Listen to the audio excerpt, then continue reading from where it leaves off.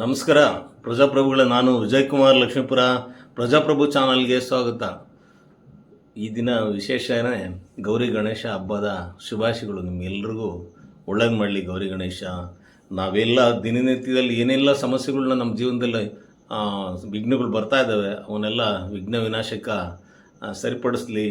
ಸಾಮಾನ್ಯ ಜನತೆ ಸುಮಾರು ಸಂಕಷ್ಟಗಳಲ್ಲಿ ಇರ್ತಾರೆ. ಆ ಸಂಕಷ್ಟಹರ ಗಣಪತಿ ನಮಗೆಲ್ಲ ಒಳ್ಳೇದು ಮಾಡಲಿ. ಎಲ್ಲ ಮಕ್ಕಳಿಗೆಲ್ಲ ವಿದ್ಯೆ ಎಲ್ಲ ಕೊಟ್ಟು ಆಸ್ತಿ ಅಂತಸ್ತು ಇವೆಲ್ಲ ಕೊಟ್ಟು ಒಳ್ಳೆಯದಾಗಲಿ ಅಂತ ಈ ಮೂಲಕ ಪ್ರಾರ್ಥನೆ ಮಾಡೋಣ. ಈ ದಿನ ಕೆಲವು ವಿಷಯಗಳನ್ನು ನಾನು ತೊಗೊಂಬಂದಿದ್ದೀನಿ. ಒಂದು, ಈ OCCC ಬಗ್ಗೆ ಈಗಾಗಲೇ ಸಾಕಷ್ಟು ವಿಚಾರ ಪೇಪರಲ್ಲೂ ಬಂದಿದೆ, ಮಾಧ್ಯಮದಲ್ಲೂ ಬಂದಿದೆ.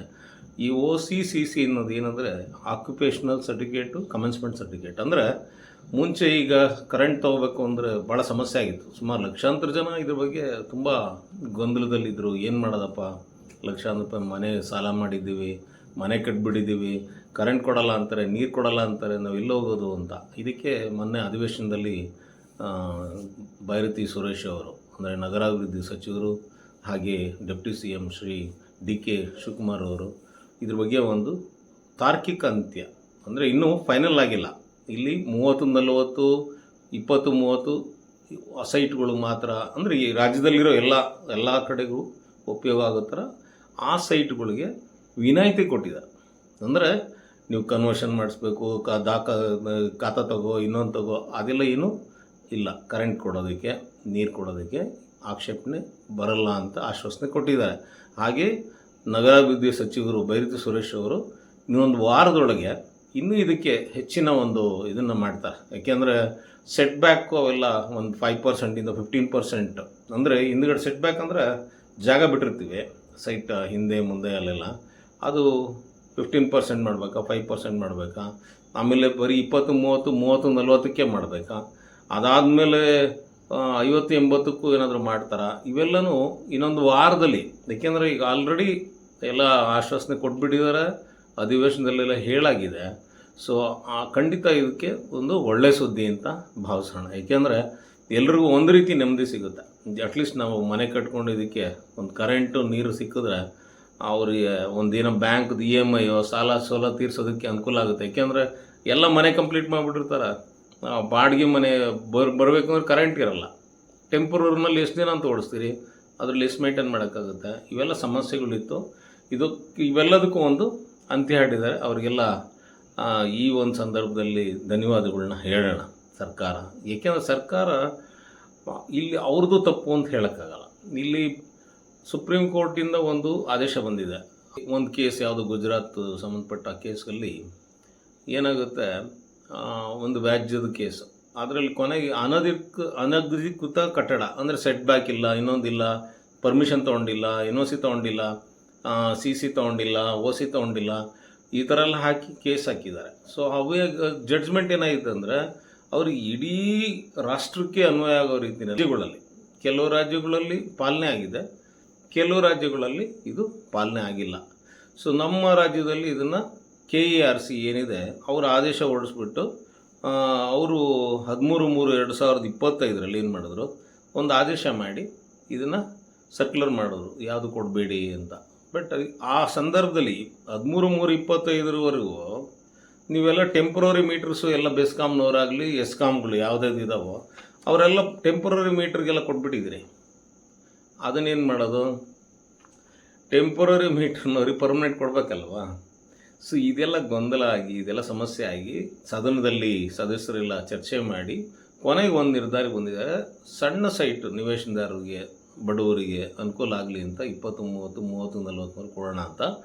ಇದಕ್ಕೂ ಹೆಚ್ಚಿನ ಮೀರಿದ್ದು ಇನ್ನಷ್ಟು ಅದರಲ್ಲಿ ಏನೇನು ವಿಶೇಷಗಳು ಸೇರಿಸ್ತಾರೆ ಗೊತ್ತಿಲ್ಲ ಅಂಶಗಳನ್ನ, ಅದು ಇನ್ನೊಂದು ವಾರದಲ್ಲಿ ಬರ್ಬೋದು. ಅದು ಅಧಿಕೃತವಾಗಿ ಆದೇಶ ಆಗಬೇಕು. ಏಕೆಂದರೆ ಇದು ಸದನದಲ್ಲಿ ಹೇಳಿರೋದು, ಆ್ಯಕ್ಟ್ ಮಾಡ್ತಾರೆ, ಆ್ಯಕ್ಟ್ ಆದಮೇಲೆ ಅದು ಆದೇಶ, ಸರ್ಕಾರಿ ಆದೇಶ ಬರಬೇಕು. ಆ ಸರ್ಕಾರಿ ಆದೇಶನ ಆ ಸಂಬಂಧಪಟ್ಟ ಇಲಾಖೆಗಳು ಇಂಪ್ಲಿಮೆಂಟ್ ಮಾಡ್ತವೆ. ಆವಾಗ ಬೆಸ್ಕಾಮ್ನವರು KERCನವರು ಪರ್ಮಿಷನ್ ಕೊಡ್ತಾರೆ. ಸೊ ಹಂಗಾಗಿ ಇದೊಂದು ಒಳ್ಳೆಯ ಸುದ್ದಿ.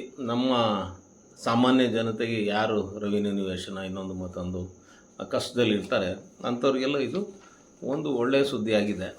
ಪೆರಿಫೆರಲ್ ರಿಂಗ್ ರೋಡ್ 1 ಇದೆ, ಈ ವಿಡಿಯೋನ ದಯವಿಟ್ಟು ಪೂರ್ತಿ ನೋಡಿ. ಹಲವಾರು ವಿಷಯಗಳನ್ನು ನಾನು ವಿವರವಾಗಿ ಅಲ್ದಿದ್ರು ಸಂಕ್ಷಿಪ್ತವಾಗಿ ಹೇಳ್ತಾ ಹೋಗ್ತೀನಿ. ಏಕೆಂದರೆ ಹಲವಾರು ವಿಷಯಗಳು ಇರ್ತವೆ. ಪೂರ್ತಿ ನೋಡಿ. ಹಾಗೆ ಸಬ್ಸ್ಕ್ರೈಬ್ ಮಾಡ್ಕೊಳ್ಳಿ. ನೀವು ಸಾಕಷ್ಟು ಜನಕ್ಕೆ ಶೇರ್ ಮಾಡಿ. ಇದೆಲ್ಲ ಕಡೆ ಹೋದಾಗ ಏನಾಗುತ್ತೆ, ಪರಿಣಾಮ ಬೀರುತ್ತೆ. ಮಾಧ್ಯಮಗಳು ಸಣ್ಣ ಸಣ್ಣ ಯೂಟ್ಯೂಬರೇ ಆಗಿರ್ಬೋದು, ಮಾಧ್ಯಮಗಳೇ ಆಗ್ಬೋದು, ಅದು ಜನನಾಯಕರಿಗೆ ಅವ್ರಿಗೆಲ್ಲ ರೀಚ್ ಆದಾಗ ಆ ಅಂಶದ ಬಗ್ಗೆ ಚರ್ಚೆಗಳಾಗ್ತವೆ. ಅದ್ರ ಬಗ್ಗೆ ಒಂದು ನಿರ್ಧಾರಗಳು ಬರ್ತವೆ.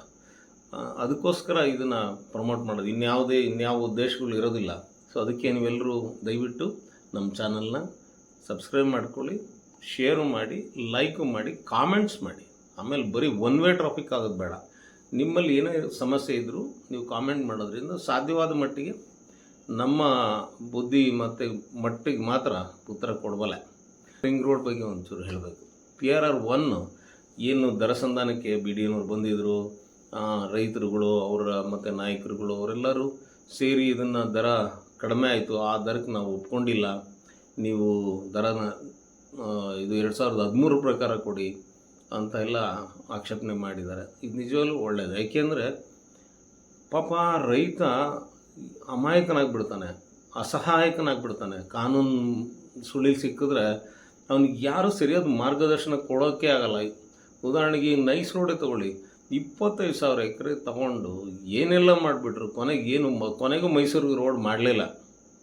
ಬರೀ ಇಲ್ಲಿ ನೈಸ್ ರೋಡಲ್ಲಿ ಇಲ್ಲಿ ಏನು ದುಡ್ಡು ಬರುತ್ತೋ ಕಮರ್ಷಿಯಲ್ಗೆ ಮಾಧವರ ಎಕ್ಸಿಬಿಷನ್ ಸೆಂಟ್ರು, ಮತ್ತೊಂದು ಕನ್ವೆನ್ಷನ್ ಹಾಲು, ಇನ್ನೊಂದು ಮತ್ತೊಂದು ಈ ಥರ ಟ್ರಕ್ ಟರ್ಮಿನಲ್ ಮಾಡ್ತೀವಿ ಅಂದ್ಬಿಟ್ಟು ಅಲ್ಲೆಲ್ಲ ವಿಲ್ಲಾ ಸೈಟ್ಸು ಈ ಥರ ಎಲ್ಲ ಮಾಡ್ಕೊಂಡು ಹೋಗ್ತಾರೆ. ಅಂದರೆ ಅದು ನಿಜವಾಗಲೂ ಅದೊಂದು ರೀತಿ ದಾರಿ ತಪ್ಪಿದೆ ಆ ಕಾಂಟ್ರಾಕ್ಟು. ಅದನ್ನು ಸರ್ಕಾರ ಒಂದು ಕಮಿಟಿನೂ ಮಾಡಿದ್ದಾರೆ ಡಾಕ್ಟರ್ ಪರಮೇಶ್ವರ್ ಅವರ ಇದರಲ್ಲಿ. ದಯವಿಟ್ಟು ಈ ಸಂದರ್ಭದಲ್ಲಿ ರೈತರು ಕೂಡ ಒತ್ತಾಯ ಮಾಡಿ ನೈಸ್ದು ಈಗ, ಯಾಕೆಂದರೆ ರೈತ ಸಂಘದವರು ಕರ್ನಾಟಕ ಪ್ರಾಂತ ರೈತ ಸಂಘದವರು ಕೂಡ ಇದರಲ್ಲಿ ಸ್ಟ್ರೈಕ್ ಎಲ್ಲ ಮಾಡ್ತಾರೆ, ಎಲ್ಲ ಮಾಡ್ಕೊಂಡಿದ್ದಾರೆ, ಅವ್ರ ಕಾರ್ಯಕ್ರಮ ಹಮ್ಮಿಕೊಂಡಿದ್ದಾರೆ. ಅಂದರೆ ಎಲ್ಲ ಒಗ್ಗಟ್ಟಾಗಿ ಹೋದಾಗ ಏನಾಗುತ್ತೆ, ಆ ಸರ್ಕಾರದ ಮೇಲೆ ಇದು ಪರಿಣಾಮ ಬೀರುತ್ತೆ. ಅವರು ಇದ್ರ ಬಗ್ಗೆ ಗಮನ ಹರಿಸ್ತಾರೆ ಇದನ್ನು. ಏಕೆಂದರೆ ಅಲ್ಲೂ ಕೂಡ ಅನ್ಯಾಯ ಆಗಿಬಿಟ್ಟಿದೆ. ನೈಸಲ್ಲಿ ಸುಮಾರು ಕಡಿಮೆ ದುಡ್ಡಲ್ಲಿ, ಅದೇನು ನಗಣ್ಯವಾದ ದುಡ್ಡು, ಈ ತುಂಬ ಕಡಿಮೆ ದುಡ್ಡಲ್ಲಿ ತೊಗೊಂಡಿದ್ದಾರೆ. ಸೊ ಅವನ್ನೆಲ್ಲ ಈಗ ಸರ್ಕಾರನೇ ಆ ಕಮಿಟಿಯಿಂದ 10,000 ಚಿಲ್ಲರೆ ಜಮೀನನ್ನು ಡಿನೋಟಿಫೈ ಮಾಡಿ ವಾಪಸ್ ತೊಗೊಂಡಿದ್ದಾರೆ. ನೋಡಿ, ಇಲ್ಲಿ PRR 2ನಲ್ಲಿ ಡಿನೋಟಿಫೈ ಮಾಡೋಕ್ಕಾಗಲ್ಲ ಅಂತಾರೆ ಸನ್ಮಾನ್ಯ DK ಶಿವಕುಮಾರ್ ಸಾಹೇಬರು. ಅಲ್ಲಿ ಇದು ಮಾಡಿ ವಾಪಸ್ ತೊಗೊಂಡಿದ್ದಾರೆ KADBಯಿಂದ. ಮತ್ತು ಜನಕ್ಕೆ ಸಾಮಾನ್ಯ ವಾಪಸ್ ಕೊಡಬೇಕಾಗುತ್ತದು. ಏಕೆಂದರೆ ಅದು ಉಪಯೋಗ ಮಾಡಲಿಲ್ಲ ಅವರು 10,000 ಎಕರೆನ. ಸೊ ಈ ಸುಮಾರು 25-30 ವರ್ಷದಿಂದ ಈ ಥರ ನೆನೆಗುದಿ ಬಿದ್ದುಕೊಂಡು ಪ್ರಾಜೆಕ್ಟ್ಗಳು ಈ ಕಡೆ ಜನಸಾಮಾನ್ಯರಿಗೂ ಅನುಕೂಲ ಆಗಲ್ಲ, ಪಾಪ ಈ ರೈತ ಮಕ್ಕಳು ರೈತರಿಗೂ ಅನುಕೂಲ ಆಗಲ್ಲ. ಅವ್ರು ಏನಾಗಬೇಕು, ಎಲ್ಲೂ ಹೋಗ್ಬೇಕು, ಅವರು ತುಂಬ ಕಷ್ಟ. ರೈತರಿಗೆ ನಾವು ಹೇಳ್ತೀವಿ ಯಾವುದು ಏನೋ ಮಂತ್ಲಿ ಇನ್ಕಮ್ಮು, ಪೆನ್ಷನ್ನು, ಇನ್ನೊಂದು ಮತ್ತೊಂದು ಬರಲ್ಲ. ಅವ್ರಿಗೆ ಕಷ್ಟಪಡ್ಬೇಕು, ರಾತ್ರಿ ಆಗಲು ಕಷ್ಟಪಟ್ಟು ಜೀವನ ಮಾಡ್ಕೊಂಡು ಅವ್ರ ಮಕ್ಕಳು ಮರಿ ಜೀವನ ಮದುವೆ ಮುಂಜಿ ಅಂತ ಕಷ್ಟಪಟ್ಕೊಂಡು ಅವ್ರ ಸಾಲ ಸೋಲುಗಳಲ್ಲಿ ಒದ್ದಾಡ್ಕೊಂಡಿರ್ತಾರೆ. ಅಲ್ಲೆಲ್ಲೋ ಒಂಚೂರು ಜಮೀನು ಇರುತ್ತೆ, ಅದು ಕಿತ್ಕೊಂಡ್ಬಿಟ್ಟು ಏನೋ ಒಂದು ಕಡಲೆಕಾಯಿ ತಿನ್ನೋಕ್ಕೆ ಒಂದು ಚಿಲ್ಲರು ದುಡ್ಡು ಕೊಟ್ಬಿಟ್ರೆ ಅವ್ರಿಗೆ ಏನಾಗಬೇಕು? ಇದು ಇಡೀ ರಾಜ್ಯದಲ್ಲಿ ನಡೆಯುತ್ತೆ. ಇದು ನಾನು ಹೇಳೋದು, ನೀವು ಒಂದು ವರ್ಗನ ಇದು ಮಾಡೋಕ್ಕೆ ಹೋಗಬೇಡಿ. ನೀವು ರೈತರಿಗೂ ಅನ್ಯಾಯ ಆಗಬಾರ್ದು. ಸರ್ಕಾರ ರೈತರ ಪರವಾಗಿ ನಿಲ್ಲಬೇಕು ಅಂತ ನನ್ನ ಒತ್ತಾಯ. ಏಕೆಂದರೆ ಸಾಮಾನ್ಯ ಜನತೆ ಪಾಪ ಅವ್ರಿಗೇನು ಗೊತ್ತಿರಲ್ಲ. ಅದೇ ಬಲಾಢ್ಯರಿಗೆ ಕಾನೂನು ನೆರವಿರುತ್ತೆ, ಒಳ್ಳೊಳ್ಳೆ ಅಡ್ವೊಕೇಟ್ಸ್ ಇರ್ತಾರೆ, ಟೀಮ್ ಇರುತ್ತೆ, ಲೀಗಲ್ ಟೀಮ್ಸ್ ಇರುತ್ತೆ, ಮತ್ತು ಇವ್ರ ಸಂಪರ್ಕಗಳು ಆಗೇ ಇರ್ತವೆ. ರಾಜಕಾರಣಿಗಳು ಕೂಡ ಅವ್ರನ್ನ ಬೆಂಬಲಿಸ್ಬಿಡ್ತಾರೆ. ಅದು ನನ್ನ ಪ್ರಕಾರ ಇದು ತಪ್ಪಾಗಿಬಿಡುತ್ತೆ. ಅದಕ್ಕೋಸ್ಕರ ರೈತರ ಪರವಾಗಿ ಖಂಡಿತ ಎಲ್ಲ ಶಾಸಕರಾಗಲಿ, ಮಂತ್ರಿಗಳಾಗಲಿ, ಡೆಪ್ಟಿ CM ಆಗಲಿ, CM ಆಗಲಿ, ಪ್ರತಿಯೊಬ್ಬರು ಕೂಡ ಅದ್ರ ಬಗ್ಗೆ ಚಿಂತನೆ ಮಾಡಬೇಕು. ನೈಸ್ ರೋಡ್ ಇಷ್ಟು ವರ್ಷ ಆಗಿದೆ, ಇದುವರೆಗೂ ಮಾಡಿಲ್ಲ. ಆ ಪ್ರಾಜೆಕ್ಟ್ನ ವಿತ್ಡ್ರಾ ಮಾಡಿಬಿಡಿ. ಕಮಿಟಿಲಿ ಹೇಗೂ ತೊಗೊಂಡಿದ್ದೀರಿ, ಈಗ ಅದನ್ನು ವಿತ್ಡ್ರಾ ಮಾಡಿಬಿಟ್ಟು ಆ ನೈಸ್ನ ಟೋಲ್ ತೆಗೆದಾಕಿ, ಇನ್ನೂ ರೋಡ್ಸ್ ಇನ್ನೂ ದೊಡ್ಡ ಬ್ರಾಡರ್ ಮಾಡಿ, ಈ PRR 2ನ ಕಿತ್ತಾಕಿ, ಬೇಡ ಇದು ಕ್ಯಾನ್ಸಲ್ ಮಾಡಿ. ಹೇಗೂ BDNವರು ಹೇಳಿದ್ದಾರೆ ಇದು ಅವಶ್ಯಕತೆ ಇಲ್ಲ ಅಂತ. ನೈಸ್ನೇ ಚೆನ್ನಾಗಿ ಮಾಡಿಬಿಡಿ. 4-5 ರೋಡ್ ಮಾಡಿ. ಅಲ್ಲಿ ಸಾಕಷ್ಟು ಜಾಗ ಇದೆ, ವಿಶಾಲವಾಗಿದೆ, ಮತ್ತು ಅದು ಪರ್ಪಸ್ ಸರ್ವ್ ಆಗುತ್ತೆ. ಸೇಮ್ ಇದು ಏನು ತುಮಕೂರು ರೋಡಿಂದ ನಿಮಗೆ ಹೊಸ ರೋಡೇ ಕನೆಕ್ಟಿವಿಟಿ ಇರೋದು, ಅದನ್ನು ಮಾಡಿ ಅಂತ ನಮ್ಮ ಒತ್ತಾಯ ಮಾಡ್ತಾಯಿದ್ದೀನಿ. ಆದ್ದರಿಂದ ಈ ಕೆಲವೊಂದು ಸಣ್ಣ ಪುಟ್ಟ ವಿಚಾರಗಳಾಗಲಿ ನಮ್ಮಲ್ಲಿ ಸಾಕಷ್ಟು ಸಮಸ್ಯೆಗಳು ಇರ್ತವೆ.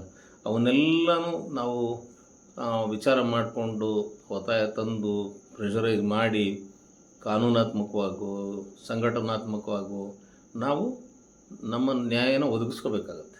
ಸೊ ನಮ್ಮದು PRR2 ಕೂಡ ಸ್ಟೇ ಆಗಿದೆ. ಆ ಸ್ಟೇ ಆಗಿರೋದನ್ನು ಮುಂದಿನ ಹಿಯರಿಂಗ್ ಬರಬೇಕು, ಇನ್ನೂ ಬಂದಿಲ್ಲ. ನೋಡಿ, ಇದುವರೆಗೂ BDN ಅವ್ರು ಅಪೀಲ್ಗೆ ಹೋಗಿಲ್ಲ. ಅಂದರೆ ಅವರಲ್ಲೇ ಏನೋ ದೋಷ ಇರುತ್ತೆ. ಸರಿಯಾದ ನಿರ್ಧಾರ ಮಾಡಿದರೆ ಅವ್ರು ಇಮಿಡಿಯೇಟ್ ಅಪೀಲ್ ಹೋಗ್ಬಿಟ್ಟು ಮಾಡಬೇಕಾಗಿತ್ತು. ಇನ್ನು 20 ವರ್ಷ ಮಾಡ್ತಾರೆ ಅವ್ರು. ಈಗಾಗಲೇ 20 ವರ್ಷ ಆಗಿತ್ತು, ಇನ್ನು 20 ವರ್ಷ ಆಗುತ್ತೆ. ಅವ್ರು ಬರೋಲ್ಲ. ಏಕೆಂದರೆ ಅವ್ರ ತಪ್ಪುಗಳು ಸಾಕಷ್ಟಿದೆ BDNಲ್ಲಿ. ಅವರು ಸರಿಯಾದ ಯಾವುದು ಪ್ರಾಜೆಕ್ಟು ಬರೀ ಬುಕ್ಕಲ್ಲಿ ಚೆನ್ನಾಗಿರುತ್ತೆ, ಪ್ರಾಜೆಕ್ಟು ಇಂಪ್ಲಿಮೆಂಟೇಷನ್ ಎಲ್ಲ ಈ ಎಕ್ಸಿಕ್ಯೂಷನ್ನಲ್ಲಿ ಬಂದಾಗ ಎಗರು ಬಿದ್ದಾಗಿರುತ್ತೆ. ಸೊ ಈ ಥರ ಇಲ್ಲ ಇದೆ.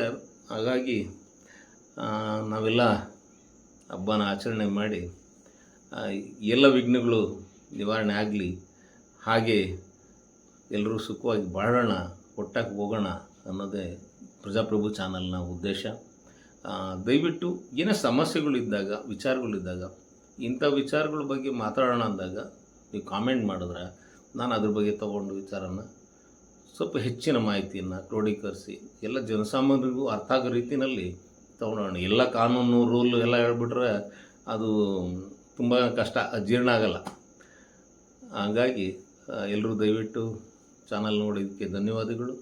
ಹಾಗೆ ಈ ವಿಡಿಯೋನ ಪೂರ್ತಿ ನೋಡಾದಮೇಲೆ ದಯವಿಟ್ಟು ಸಬ್ಸ್ಕ್ರೈಬ್ ಮಾಡ್ಕೊಳ್ಳಿ, ಹಾಗೆ ಶೇರ್ ಮಾಡಿ. ನಮಸ್ಕಾರ. ಜೈ ಹಿಂದ್, ಜೈ ಕರ್ನಾಟಕ.